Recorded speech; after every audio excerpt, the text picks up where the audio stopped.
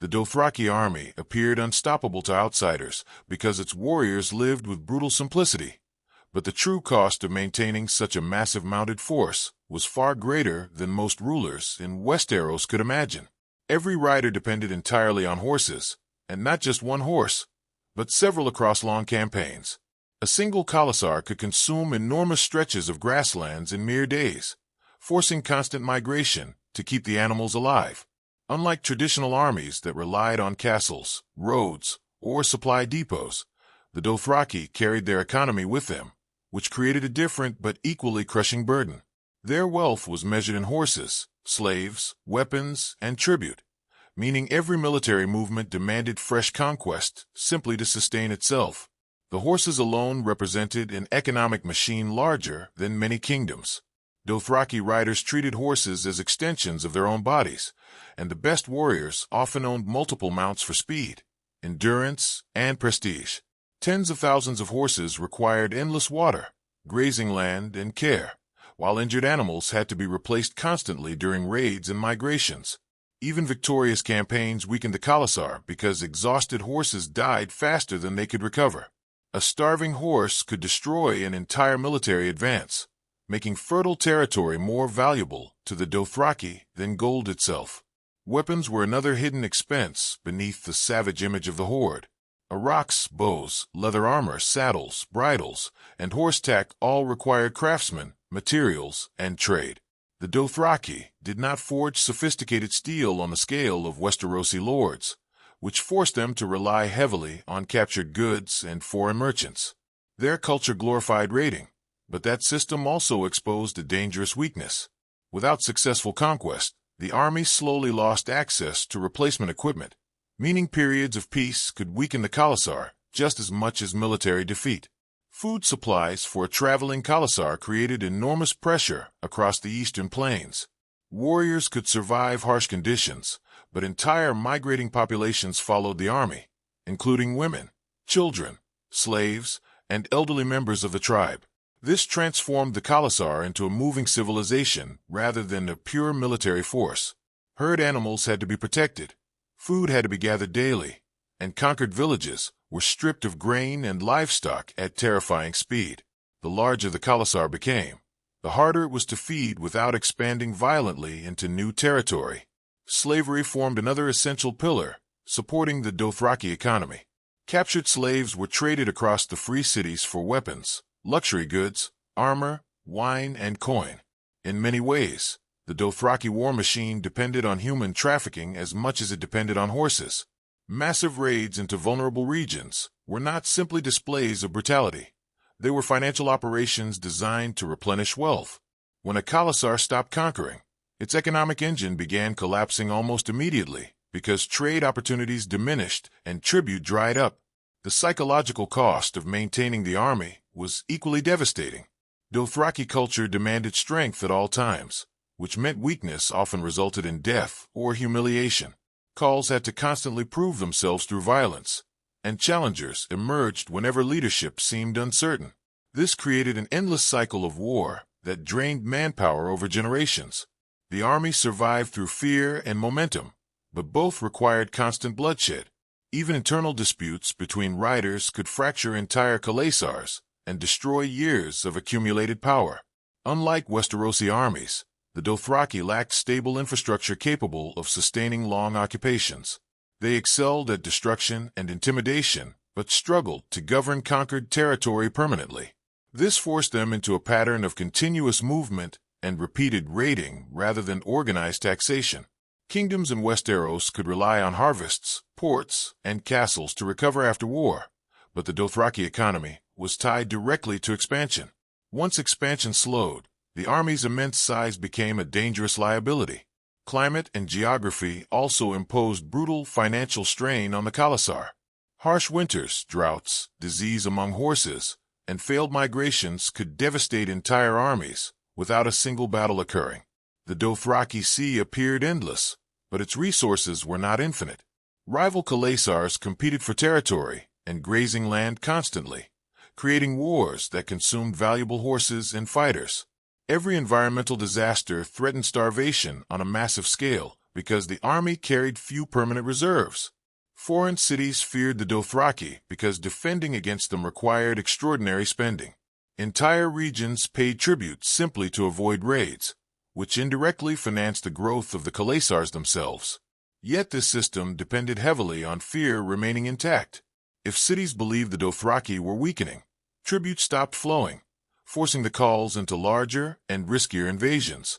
Maintaining terror across Essos became part of the army's economic survival strategy, and fear itself became a weapon as valuable as any Iraq. By the time Daenerys Targaryen united surviving Dothraki under her command, the true scale of the army's logistical burden became even clearer. Transporting the Khalasar across the narrow sea would have required immense coordination, ships, supplies, and political alliances. What looked like a savage cavalry force was actually one of the most expensive military systems in the known world. The Dothraki survived for centuries because conquest constantly fed the machine, but the moment expansion ended, the enormous cost of sustaining the horde threatened to consume it from within. The Dothraki army thrived on speed, terror, and overwhelming momentum, but those same strengths made it nearly impossible to sustain permanently.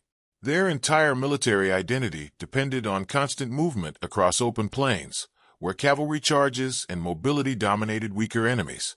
However, the moment the Dothraki encountered fortified kingdoms, disciplined infantry, or long defensive campaigns, the weaknesses of their system became painfully obvious. A war machine built entirely around rapid conquest struggled to adapt once enemies stopped running. The lack of centralized government prevented the Dothraki from evolving into a stable empire. Every Khal ruled through personal strength rather than institutions, meaning succession crises were inevitable. When a powerful Khal died, his Khalasar often shattered into rival factions, led by ambitious bloodriders and challengers. Instead of preserving long-term stability, Dothraki culture rewarded immediate dominance and personal glory. This made the army incredibly dangerous in the short term, but deeply unstable across generations. Their hatred of weakness also prevented military modernization. The Dothraki viewed heavy armor, defensive tactics, and siege warfare with contempt, believing true warriors fought openly on horseback. This cultural pride limited their ability to adapt against organized civilizations. Westerosi castles, disciplined spear formations, and naval warfare exposed severe flaws in the Dothraki style of combat. While terrifying against unprepared enemies, the Khalasar could suffer devastating losses when forced into unfamiliar conditions. Economic dependence on plunder created another fatal weakness. Most successful civilizations generate wealth internally through agriculture, trade, taxation, and infrastructure. The Dothraki economy relied overwhelmingly on external conquest. This meant peace was economically dangerous for them because periods without raiding reduced the flow of slaves, weapons, and resources. Over time, the army consumed wealth faster than it could create it, forcing increasingly aggressive campaigns to maintain the same level of power. Population losses also carried catastrophic consequences for the Khalasar. Dothraki warriors spent their entire lives in violent conditions where death was constant.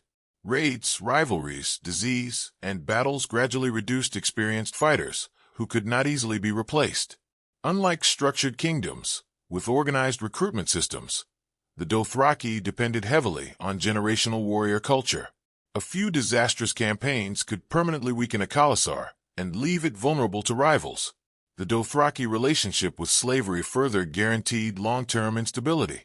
Entire economies across Essos profited from the slave trade, connected to Dothraki raids, but slavery itself created endless hatred among conquered populations. Rebellions, resistance, and political alliances eventually formed against the Khalasars.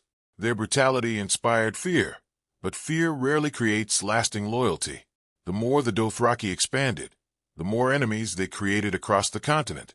Technology and naval limitations represented another massive problem. The Dothraki famously feared the sea, which severely restricted their ability to project power globally. Armies in Westeros and the Free Cities could transport troops, supplies, and trade goods across vast distances using fleets, while the Dothraki remained tied to open land routes. This prevented them from becoming a truly dominant world power, despite their terrifying reputation on the battlefield. Even victories weakened the army over time. Successful invasions often stretched supply lines, exhausted horses, and scattered warriors across enormous territories filled with hostile populations. The Dothraki excelled at destruction but lacked efficient systems for rebuilding conquered regions afterward. Without stable administration, wealth eventually dried up, forcing the Khalasar to move again in search of fresh targets. This endless cycle made permanent prosperity nearly impossible. Daenerys temporarily transformed the Dothraki by giving them a larger purpose beyond simple raiding. Her dragons, political vision, and claim to the Iron Throne united factions that normally would have remained divided. Yet even under her leadership, the old problems still existed beneath the surface. The Dothraki remained dependent on charismatic leadership, and history suggested that once such leadership disappeared, fragmentation would follow quickly. Their loyalty was powerful but rarely permanent. In the end, the Dothraki army was one of the most feared forces in the world precisely because it burned so intensely and violently. It was a military system built for conquest rather than civilization, for fear rather than stability, and for movement rather than permanence. The insane cost of sustaining the Khalasar was not measured only in gold or horses, but in the endless violence required to keep the entire structure alive. That was the true tragedy of the Dothraki war machine. It could dominate nations for a time, but it was never designed to survive forever.